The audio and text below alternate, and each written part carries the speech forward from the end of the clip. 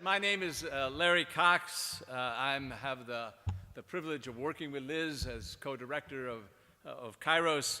I'm also a long-standing, very long-standing human rights activist and a proud graduate of Union Theological Seminary. I came to Union because I believed very strongly that the movement for human rights needed what religions can offer. But I also came because I needed it. I needed it really badly, especially to carry on living and fighting in these times, because as Liz just said and as Reverend Barber so powerfully demonstrated, Kairos is more than just the name of a new center. Kairos is something we are all experiencing. We are living in a Kairos time.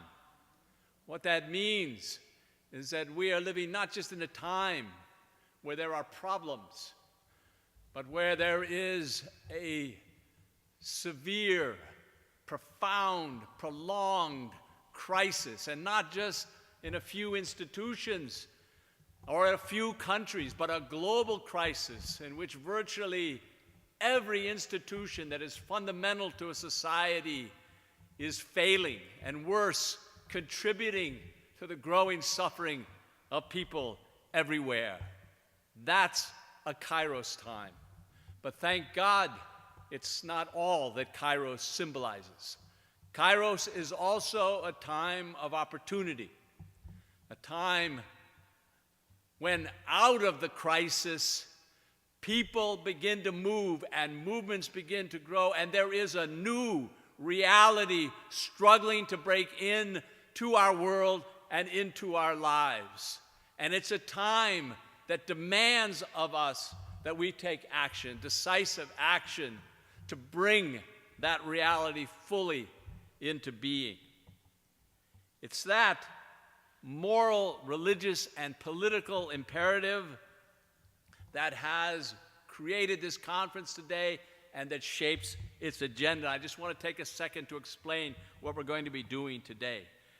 Kairos is proclaimed not just by the crises we see every time we pick up a newspaper or talk to our neighbors or listen to our families, but Kairos is proclaimed by the kinds of movements we just heard about from someone who embodies that movement. Movements where people are coming together, movements that are breaking out around the world, where people, especially people who have long been oppressed and excluded and have been told that they should simply shut up and sit down, those are the very people who are responding and fighting for the new reality that is trying to break into our world. That's what's happening. So we're going to continue this morning with just a few examples of the very many movements that have been breaking out throughout our world. And we're going to look at how religions play a role, either positive or negative, in those movements.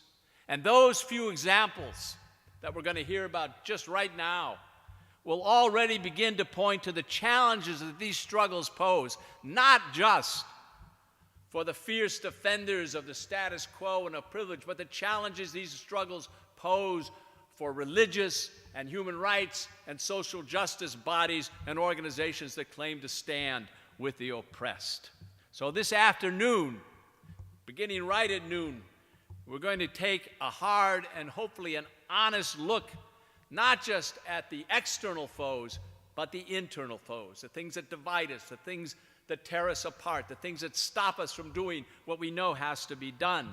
And that includes people who use religion not to liberate, but to justify oppression. But finally, again, thank God, we're also going to be looking throughout the day, but especially this evening, at the kind, not just the hope that we find in our best struggles and our best traditions, but the kind of power that makes it possible to believe that that hope can be realized.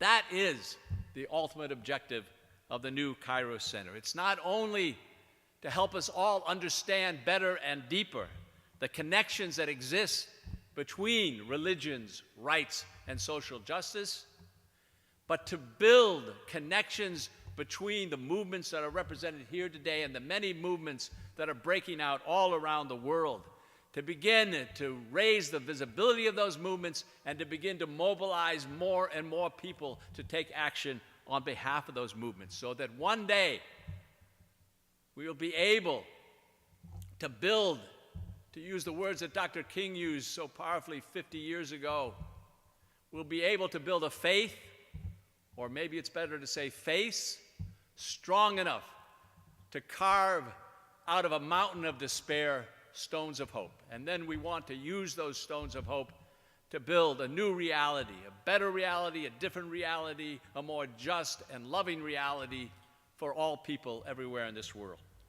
So let's continue by hearing about other movements that are breaking out throughout our world and represent hope.